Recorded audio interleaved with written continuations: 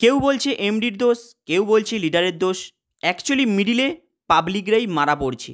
কিন্তু এখানে একটা জিনিস লজিক দিয়ে ভাবতে হবে, যদি এই মুহূর্তে এইচডিএফএক্স গ্লোবালটাকে উঠে দাঁড় করানো যায়, তাহলে কি সিদ্ধান্ত নিতে হবে?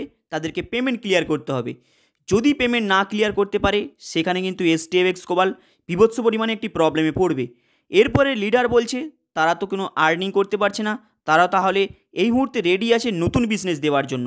কিন্তু এইভাবে কতদিন চলবে? কারণ একটি সময় আসবে যেটা এটাকে বন্ধ করতেই হবে।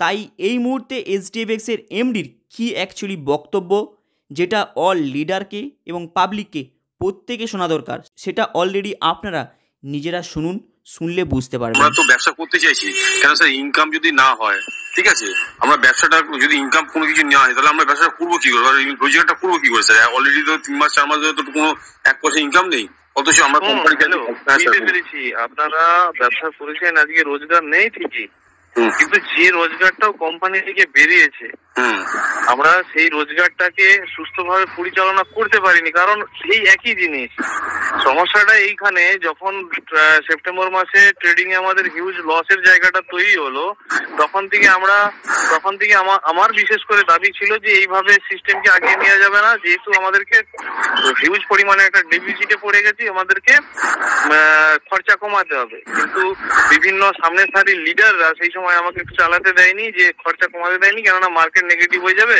লিডাররাদেরকে রোজগার না দিলে মার্কেট থেকে টাকা আসবে না। কিন্তু মার্কেট থেকে বিজনেস হয়েছে, কিন্তু সেটা লিডারদের ইনকামটাই ক্যাশ হয়েছে, ফলে আমার কাছকে তো টাকা আসছে না, রোটেশন হয়ে যাচ্ছে না, মার্কেটে রোটেশন চলছে। এইভাবে করতে থাকলে তো বাড়তেই থাকবে। আমরা জানুয়ারি মাসের পর থেকে, আমি আপনাদেরকে বলছি, জানুয়ারি থেকে তো আমাদের কোম্পানির তরফ থেকে জানুয়ারি মাসে পেমেন্ট গিয়েছিল, তারপরে স্যার যতটুকু কারোর কাছে তুলে কতটুকু করেছে জানি না, বাকিটা P2P ব্যবসা হয়েছে। এই জানুয়ারি মাসের পর থেকে প্রায় 500 কোটি টাকার ব্যবসা হয়েছে, কিন্তু একটা টাকা কোম্পানি নেয়ওনি, কোম্পানি কাউকে দেয়ওনি ধরে নিলাম, কিন্তু এই 500 কোটি টাকার দায় তো কোম্পানির ঘাড়ে চেপে যাচ্ছে।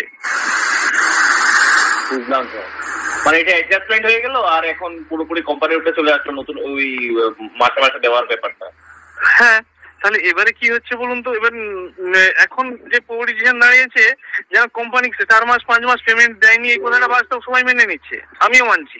কিন্তু তাহলে যে এত টাকা এক্সট্রা কোম্পানির ঘরে লাইবিলিটি চেপে গেল, সেটার দায় কে নেবে? জায়গা থেকে আমরা একটাই এখন করতে পারি, যা হয়ে গেছে সেটা কোম্পানির সিদ্ধান্ত। যদি আমরা ওই সময় এই জেনারেশন গুলো যদি বন্ধ করে দিতাম সেপ্টেম্বর থেকে, যে আমরা যাদের লস আছে লসটা রিকভারি করে দেবো, সেটা সব থেকে বেটার হতো। এটা আমার প্রস্তাবও ছিল।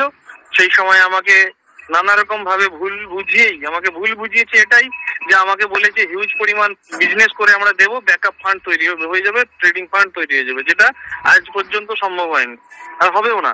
সেটা একদম বাস্তব ঘটনা।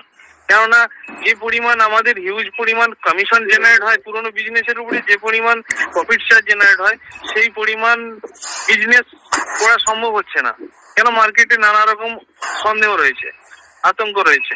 তো সে জায়গা থেকে আমি শুধু কোম্পানিতে যদি রানিং রাখি, কিছু কিছু মানুষ যারা যেন তেন মানুষকে ভুল বুঝিয়ে ক্যাশটা করে নেবে ঠিকই, কিন্তু সেই ব্যক্তিটা আবার তো ফেসে যাবে। তো সে জায়গা থেকে আমরা সিদ্ধান্ত নিয়েছি যে একমাত্র তাদেরই টাকাটা এই মুহূর্তে যাবে যাদের টাকাটা লসে আছে। আমরা আজকে পেমেন্ট ছাড়া শুরু করেছি ফুল অ্যাকাউন্টের, কিন্তু সেই একটাই হিসাব করে ছাড়া হচ্ছে যাদের এইচডিএফএক্স থেকে এখনো 100% ইনকাম হয়নি, তাদেরই পেমেন্টটা প্রথম যাবে, তারপরে সিদ্ধান্ত নেব বাকিদের। আজকে পেমেন্ট ছাড়াও শুরু হয়েছে, আর একটা টাইম ম্যানেজমেন্টের তরফ থেকে ঘোষণা করবে যে এই টাইমের মধ্যে যারা যারা লস অ্যামাউন্ট আছে সেটা যেন সেটেলমেন্ট করে লাইভ অ্যাকাউন্টে ট্রান্সফার করে নেয়। লাইভ অ্যাকাউন্টের রিসেন্টলি যেগুলো মনে করুন আমার কমিশনের আমার আইডি এগেন্সে মনে করুন আমি 300% উপরে কামিয়েছি, ঠিক আছে, তারপরে আবার আমি ইনভেস্টমেন্ট করার এগেন্সে তো আরো 300 ওইটার এগেন্সে যেটা ইনভেস্টমেন্ট করেছিলাম সেটার এগেন্সে এখন কি হবে সেটেলমেন্টটা? ওইটা কি আর পাবো না? ওখানে দেখুন, ওখানে একটাই সেটেলমেন্টের এই জায়গাটাই রেখেছি যে যারা এখান থেকে, হ্যাঁ, আপনি যেটা আবার ঘুরে ওই আইডি টপ আপ করেছেন, ওই আইডি সেটেলমেন্ট অপশনে গেলে আপনাকে শো করিয়ে দেবে যে আপনার ওই আইডি থেকে টোটাল ইনকাম কত হয়েছে আর টোটাল আপনি ইনভেস্ট কত করেছেন।